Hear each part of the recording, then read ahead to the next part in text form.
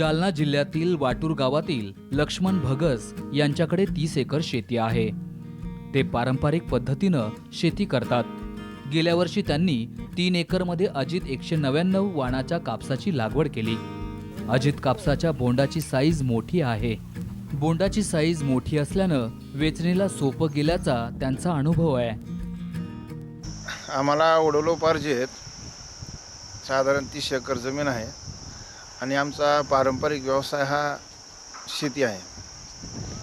तर शेतीमध्ये आमच्या भागामध्ये मुख्य पीक हे कापसाचं आहे, कारण की कापूस म्हणजे पांढरं सोनं आहे आणि ह्या पांढऱ्या सोन्याचाच जो पैसा होऊ शकतो इतर पिकाचा होऊ शकत नाही, म्हणून कापूस लागवड ही आमच्याकडे जास्त स्वरूपात असते।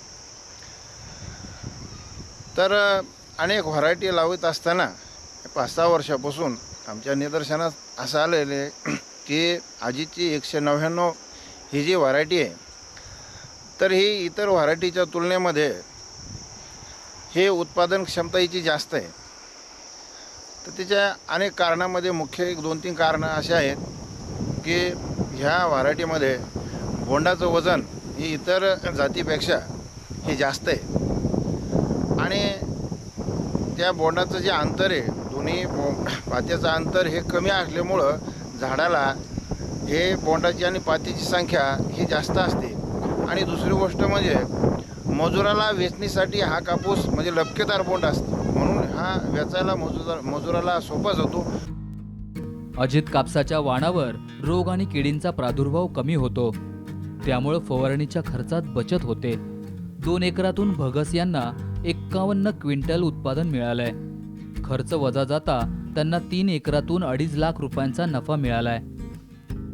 मी इतर तर जाती लागवड केलेलीच होती, कारण कापूस आमच्याकडे जास्तच असतो, परंतु अजित 199 3 एकरमध्ये लागवड केली होती की ज्यामध्ये 6 पॉकेट बसले होते। 5 बाय 2 फुटावर ही लागवड केलेली होती आणि ड्रिपवर लागवड केलेली असल्यामुळं की सुरुवातीपासून याच्यात तूट वगैरे आम्ही जास्त पडू दिले नाही आणि त्यामुळं की व्यवस्थित उगवण क्षमता राहिली।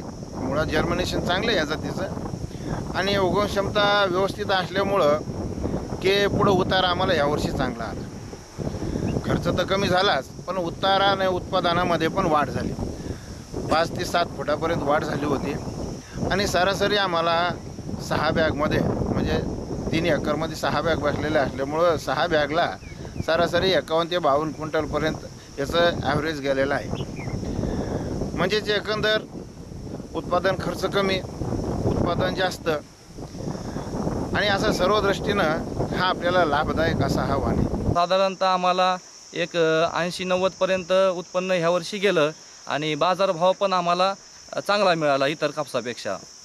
आणि त्याच्यानंतर समजा सांगायचं जर झालं तर बाकीचं समजा ह्या वर्षी आम्ही 3.5 एकरपर्यंत लागवड केली, तर ह्या वर्षी पुढच्या वर्षी 2000 म्हणजे ह्या वर्षी समजा 2017मध्ये जूनमध्ये तर आम्ही उत्पन्न क्षेत्र वाढवणार आहे आणि सगळ्यांनी पण हे उत्पन्न क्षेत्र वाढवा। समजा जालना जिल्ह्यात मोठ्या प्रमाणात शेतकरी कापसाची लागवड करतात, मात्र उत्पादन खर्च वाढत नसल्यानं शेतकरी सोयाबीनची लागवड करू लागले।